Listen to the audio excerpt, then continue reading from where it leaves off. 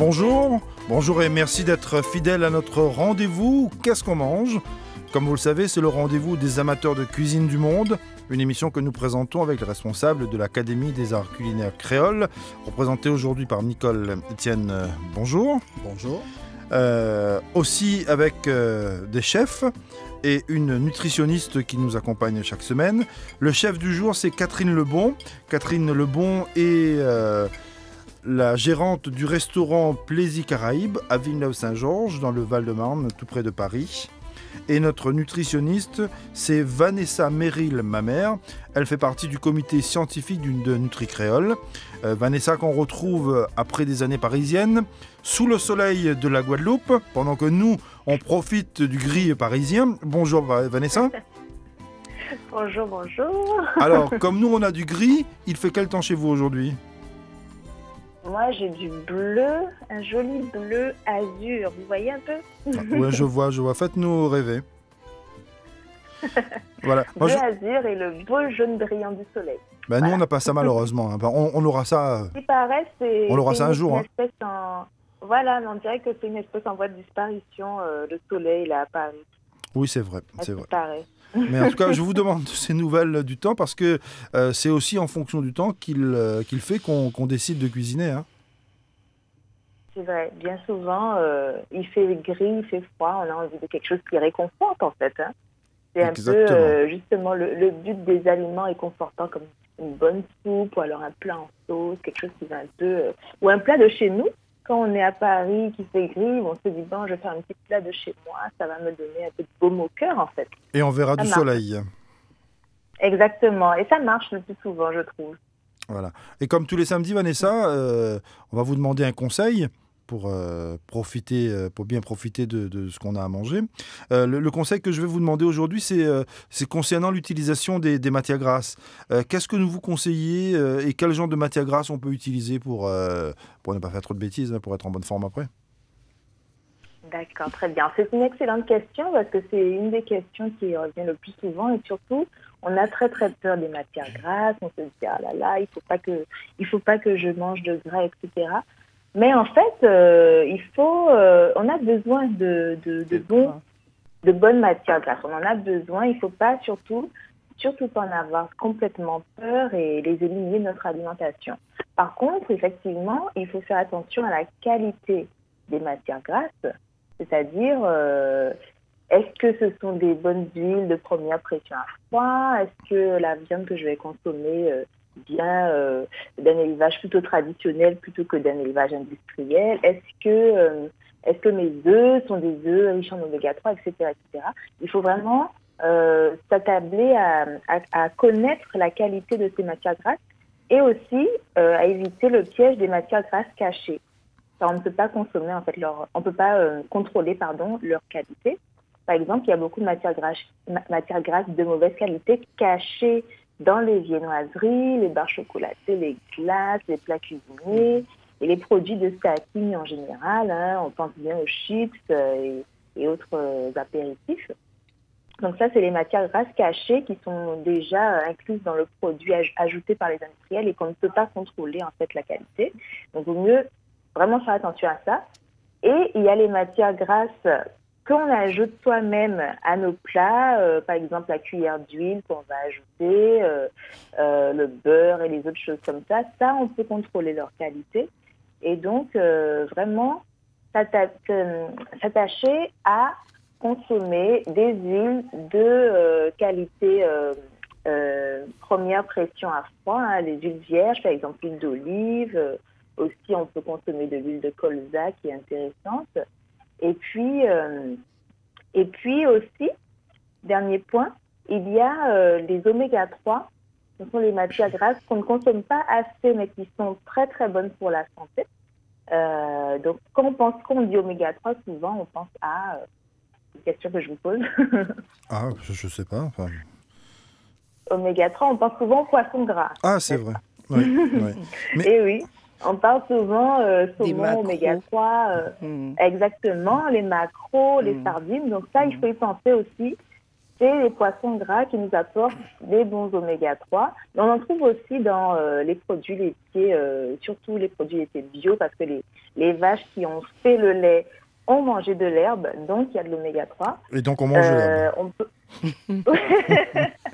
L'oméga 3 vient de l'herbe que les vaches ont mangée.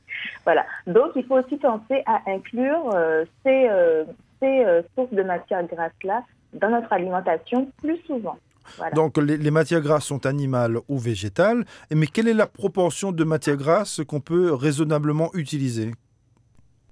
Alors raisonnablement, les recommandations officielles, c'est entre 30 et 35% de nos calories vont provenir des matières grasses.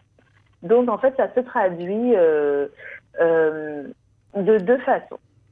Si on va traduire à peu près en cuillère à soupe, pour voir visuellement, oui. Ça fait, pour une femme un peu menue, on va dire, un peu comme moi, on va dire, ça va commencer à partir de 4-5 cuillères à soupe d'huile.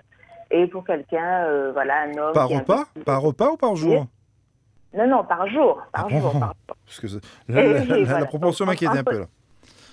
Non, voilà, par jour. Hein, donc, entre 4 et 5-6 cuillères à soupe par jour. Mais comme je vous disais, il faut faire attention aux matières grasses cachées.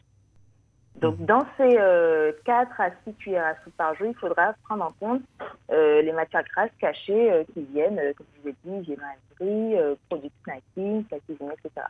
Donc, bref, ça veut dire, à chaque repas, enfin, le repas du midi, le repas du soir, on va inclure au moins, on peut inclure tranquillement une cuillère à soupe d'huile d'olive, il n'y a pas de problème, par personne, je parle. Et le matin, au petit déjeuner, on peut inclure, ou à l'encas entre le petit déjeuner et le déjeuner, on peut inclure une petite poignée d'amandes, par exemple, qui contiennent aussi des bonnes matières grasses. D'accord. Et par exemple, et aujourd'hui... l'avocat. Oui, l'avocat, effectivement, comme matière grasse végétale. Oui. Sinon, aujourd'hui, on est, on va le dire dans un instant avec notre chef Catherine Lebon, on va vous dire tout ce qu'on a aujourd'hui à déguster, mais je vous le dis quand même déjà, on a, par exemple, dans un colombo de cabri, quelle proportion de graisse on est autorisé à utiliser? Ça dépend des morceaux. Ça dépend des morceaux. Voilà, ça c'est l'opinion du chef, mais l'opinion de la nutritionniste.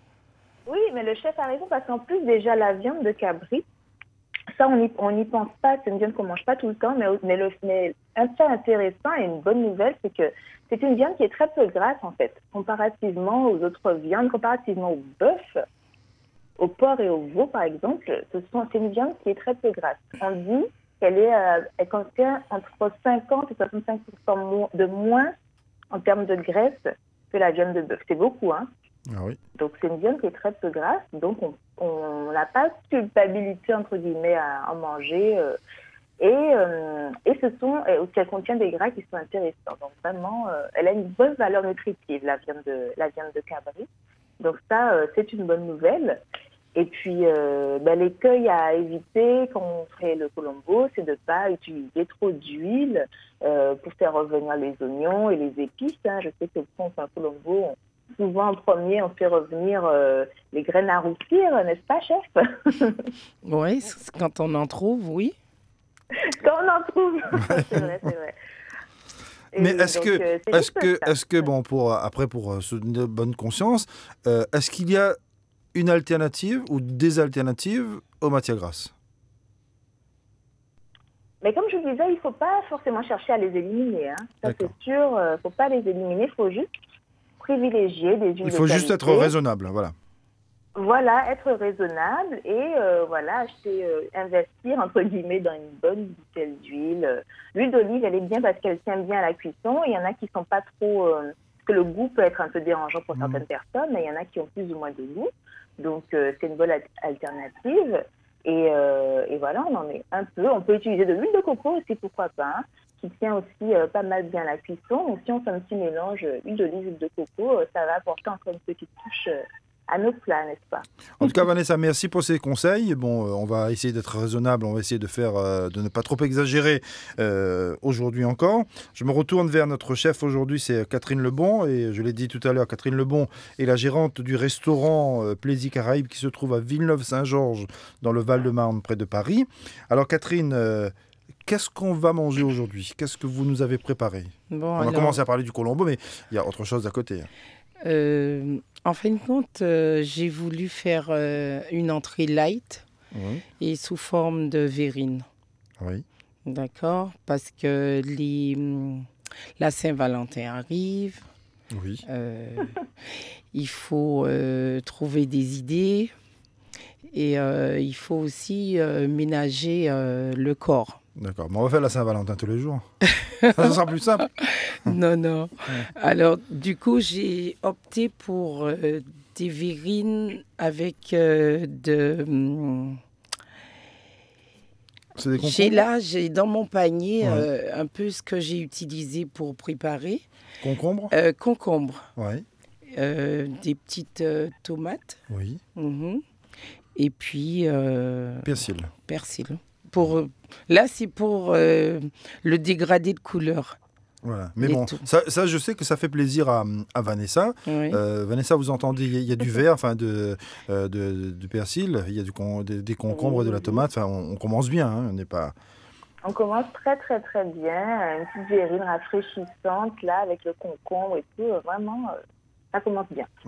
Et Catherine, c'est ce que vous faites quand vous faites vos menus. Vous réfléchissez à ça, voir comment on n'exagère pas trop dans ce qu'on est en train de manger. Enfin, que le plaisir soit avant tout. Oui, parce qu'à ça à la base, je suis pas cuisinière. Ah bon? Je suis devenue cuisinière par accident. Vous êtes arrivé là comment et pourquoi? Enfin, qu'est-ce que vous faisiez avant?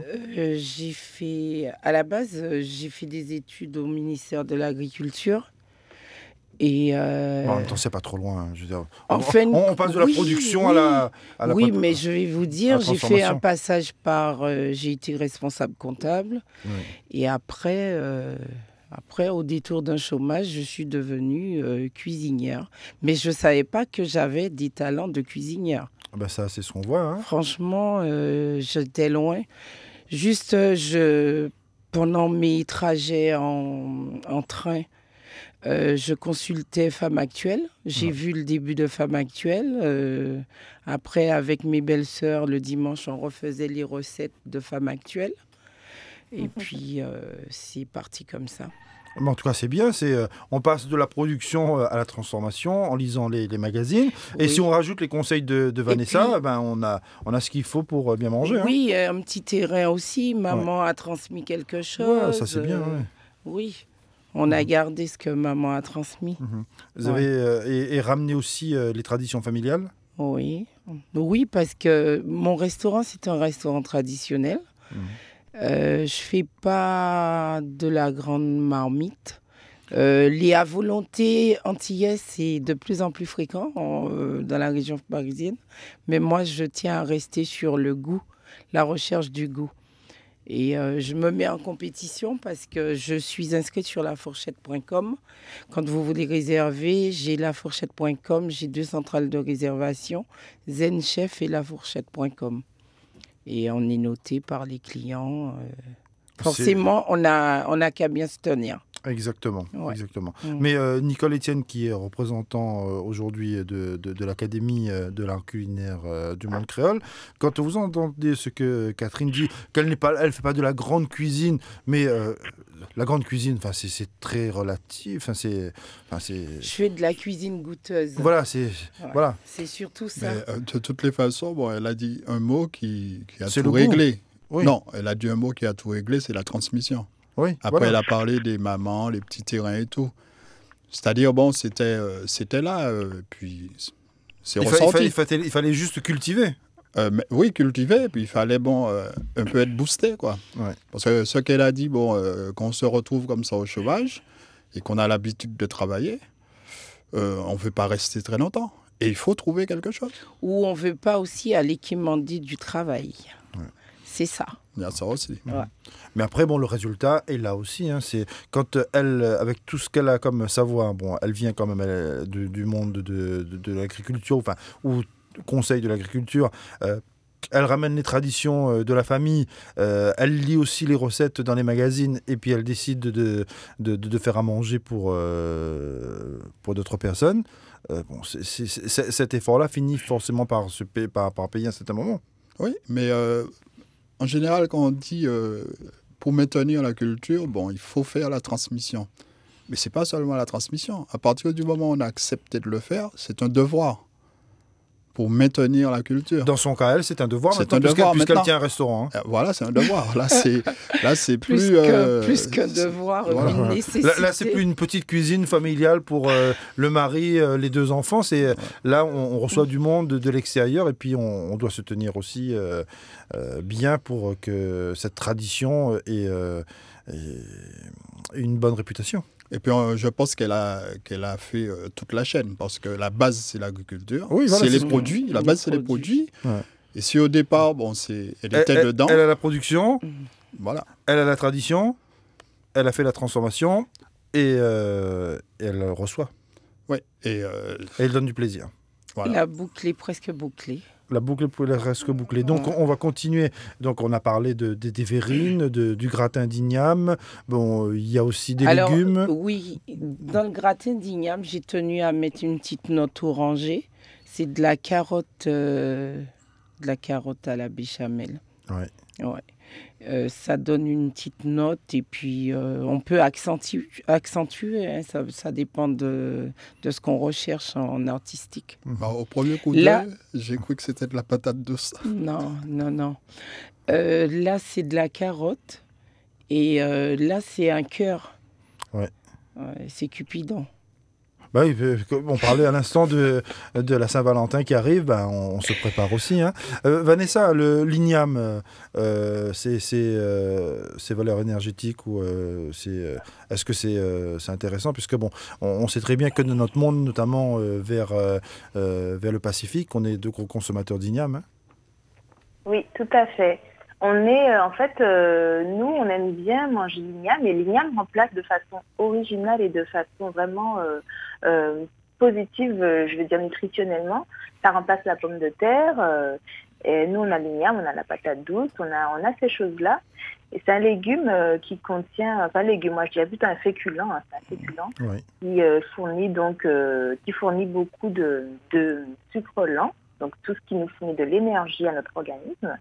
Et l'avantage avec l'igname, c'est qu'il y a aussi beaucoup de fibres et il y a des vitamines et les minéraux. Donc, riche en bienfaits, riche en énergie. Donc, en énergie, c'est pour ça qu'il ne faut pas non plus en consommer des quantités illimitées. Hein.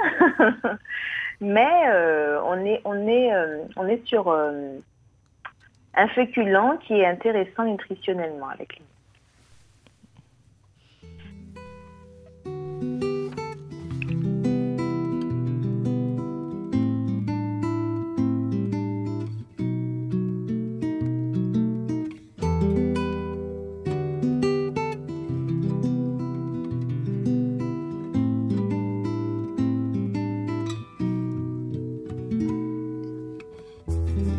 Papa yo fait au Liban, Nancy, Bordeaux, Pondichéry. Grand maman yo à Saint-Domingue, Syrie, Roseau ou Haïti. Si nous dit en nous, c'est africain. Alors pourquoi nous c'est ni mépris? Qui laisse ça dans nous qui est authentique? Tout le monde qui là, c'est mon vini. Combat là, ça pas fini. Toi, ok, fini. Ti nèg, ti blanc, ti indien, ou c'est un ti guadeloupéen. Combat là, ça va fini. Toi, ok, fini.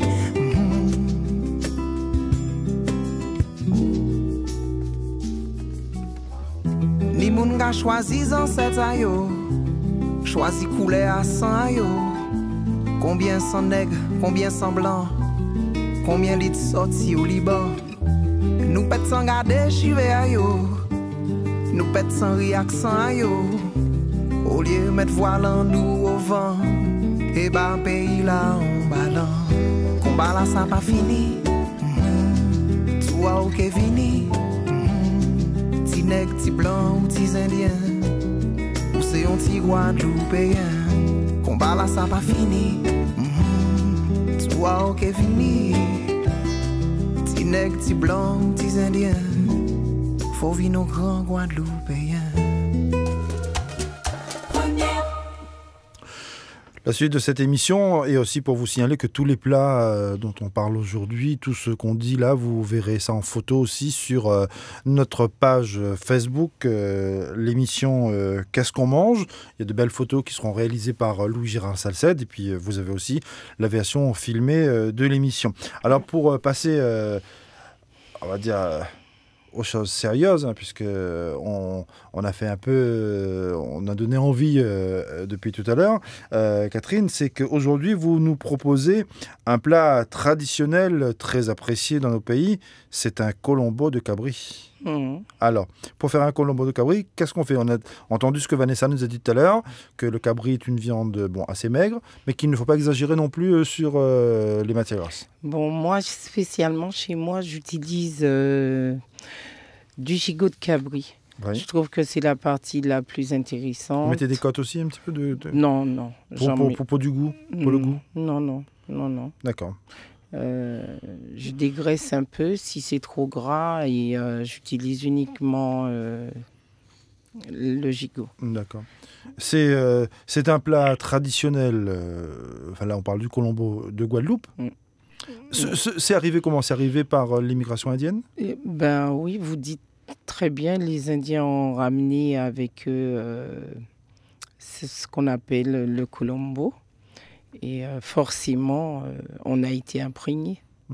C'est le colombo, c'est aussi une déclinaison de ce qu'on retrouve dans l'océan Indien, le massalé. Le massalé, oui. Comment on fait un colombo ? Parce que si on a envie de faire ses épices soi-même au lieu d'acheter dans les épiceries, on fait comment ce colombo ? Ben, écoutez, moi, j'ai entendu certaines personnes dire que c'était possible de préparer sa poudre. On fait griller ses épices, ouais, et puis après, il faut les écraser. Après, il faut du matériel spécialisé. Un pilon, tout simplement. On écrase et puis c'est bon. Hein. Oui, bien sûr. Parce que ces épices grillées, ça donne ça parfume la maison tout de suite. Hein. Ouais, franchement, on s'y adonne pas en France. Mais là... on va dans la facilité, on achète sa poudre. On achète son sachet et puis c'est fait. Alors que faire soi-même son colombo ou son massalé, c'est... Il n'y a rien de... Ça ne remplace rien. Hein. Il y a quelque chose qu'il ne faut pas oublier, c'est que le colombo, le massalé, c'est une pure création après l'arrivée des Indiens. Oui. C'est-à-dire la même chose, vous n'allez jamais retrouver le même goût en Inde. Et puis, ce sont d'une famille à l'autre, on ne trouve pas le même goût non plus. Voilà, même goût. Chacun a toujours sa touche personnelle, son petit plus à rajouter dans la poudre de massalé ou de colombo. Et la spécialité de la Guadeloupe et de la Martinique, c'est vraiment dans le traditionnel, c'est la pâte à colombo. Oui. C'est la poudre, on l'utilise, mais à la base c'est la pâte à colombo qui était fabriquée le plus souvent par des grands-mères. Et chaque personne venait acheter son petit lot de pâte à colombo. Voilà. Alors, mais la pâte à colombo qui est appelée massalé. Oui. C'est appelé massalé, mais si vraiment on entre dans la composition du massalé de la pâte à colombo, il y a une différence. Le goût n'est pas le même. Le goût n'est pas le même. Et puis, dans la préparation aussi, il y a des choses qu'on... Dans le colombo de cabri, par exemple, qu'est-ce qu'il y a ? Parce que, dans l'océan Indien, on retrouvera aussi un peu de tamarin dedans. Ben non, moi franchement, il y a des différences déjà entre Guadeloupe et Martinique. Oui. En Martinique, ils mettront de la courgette, probablement. Des aubergines. Mais spécialement en Guadeloupe, nous mettons que des aubergines et de la pomme de terre. Et en Martinique, vous allez retrouver aussi dedans de la mangue.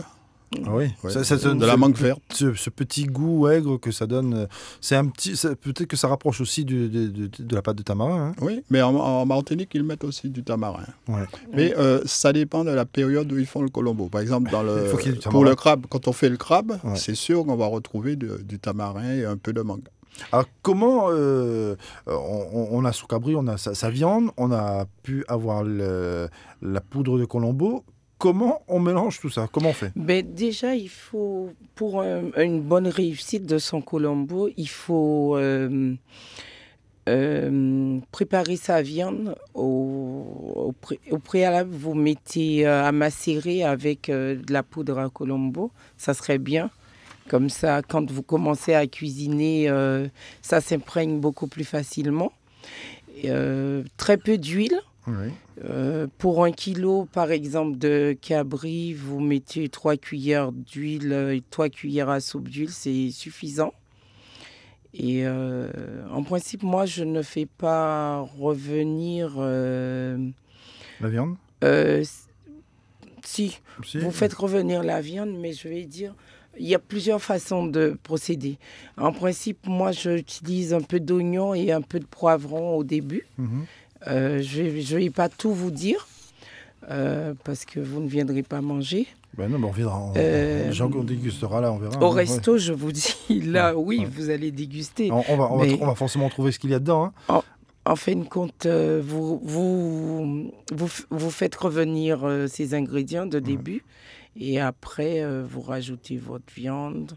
Pas trop revenu la viande. Oui, C'est pas nécessaire. Non, en fin non, de non. compte, Mais on peut le faire aussi à l'étouffée presque. Hein. oui, on va au plus pratique parce que Qu'est-ce qu'on met dedans? On met sa viande, bon, on a mis son huile, des oignons, de Oui. l'ail, une tomate ou pas? moi, en principe, diététiquement parlant, je fais pas revenir l'ail. D'accord. Je sais qu'il y en a qui le font, moi je fais pas.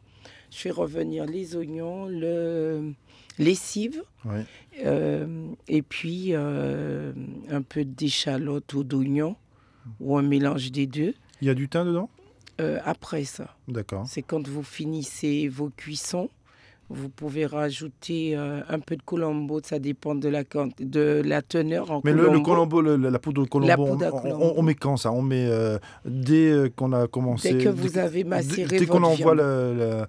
le feu presque. Non, mais dès que vous avez macéré votre D'accord. viande, si vous macérez la veille ou le matin. Il faut combien de Colombo par exemple? On prend un Ben, kilo de pour viande un par exemple? kilo, il faut à peu près 3 3 cuillères cuillères à soupe. Ouais. 2 que vous mettrez quand vous mettez à macérer et une pour finaliser dans votre petite sauce de fin. D'accord. Et la recette, la cuisson, ça prend combien de temps? Ça 1 prend... heure, 2 heures? Non.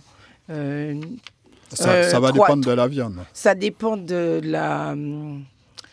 la maturité de la viande. D'accord. Et on met ça en cocotte ou bien là dans une marmite très simple? Ça dépend si vous êtes pressé ou pas. Ah d'accord. Bah, D'accord. bon, on va faire en sorte de ne pas être pressé parce Si que vous n'êtes pas pressé, 3/4 d'heure, suffit. ça suffit. Et puis on pourrait dire que bon, il n'y a pas une recette de Colombo, une recette de ça. Massalé, il y a Ouais. des Il y a recettes. des recettes. Il y a des ouais. déclinaisons. Il y a des Ouais. recettes. Puisque chaque famille n'a pas à sa disposition le plus souvent toute la pléiade d'épices ou les autres. Mais Et là où je dans dis l'océan que... Indien, dans l'océan Indien que je connais bien, si on dit que c'est une déclinaison du massalé, on rajouterait de la coriandre et puis du caloupiné. Oui, absolument. Ouais. Nous, c'est vrai qu'on est une société, je sais pas, pour la Guadeloupe, on utilise très peu la coriandre. D'accord. Si on l'utilise, c'est plus pour le poisson. Et puis aussi, bon, il y a une vraie déclinaison sur le côté bon, de la pratique, on va dire, de l'hindouisme indien, en Guadeloupe ou en Martinique, où bon, la préparation de la viande et tout, et les épices sont quand même basées par rapport à la pratique. La Ouais, pratique exactement, religieuse. religieuse. Voilà. Et comme on parle de pratique religieuse aussi, c'est quand on arrive à la dégustation dans les familles indiennes ou dans les temples après les cérémonies religieuses, c'est que généralement, ça se passe dans des feuilles de banane et Ouais. on mange et avec les doigts. Avec les doigts. Voilà. Et c'est bien meilleur. Hein. Ah ben oui, hein, tout le monde mange avec les doigts. Et dans ces feuilles de on va banane. dire que c'est plus sensitif. C'est vrai. Parce que là, bon, quand on mange par exemple une mangue, on n'a pas une fourchette pour se nettoyer les doigts. Voilà. Il n'y a pas cet instrument entre nous et la nourriture. Voilà. En tout cas, merci de nous avoir préparé ça pour aujourd'hui. On va appeler tout le monde maintenant, on va dire tout le monde à table, puisque c'est l'heure de la dégustation. En tout cas, les odeurs sont... Il y a une déjà, petite ça note- semble déjà bon. Hein. Il y a une petite Oui. note de l'océan Indien quand même. J'ai fait un petit tour des îles Oui, avec le hachard le de hachard, légumes. hachard de légumes. Mm. Voilà. Mais en tout cas, c'est très coloré. Je pense que c'est le sentiment aussi de Nicole. Oui, c'est très coloré. Si on garde le trait, ça doit être très bon. Voilà, donc finalement, ce sera très bon. Donc, à table tout le monde. Cette émission a été mise en onde aujourd'hui par Bruno Dessommes. L'illustration musicale est toujours signée Hervé Famaro. La préparation, c'est avec l'aide de Louis-Gérard Salcède, qui s'occupe aussi de la page Facebook. C'est la page où vous allez retrouver toutes les photos de l'émission et des plats que nous proposons. Vous aurez aussi les recettes, les conseils de Vanessa, ainsi que la vidéo de l'émission. L'émission qui est aussi en radio filmée. Et je vous invite donc à vous rendre sur la page Facebook de cette émission, de liker et de partager massivement cette émission. Je vous souhaite une bonne semaine et je vous dis à bientôt.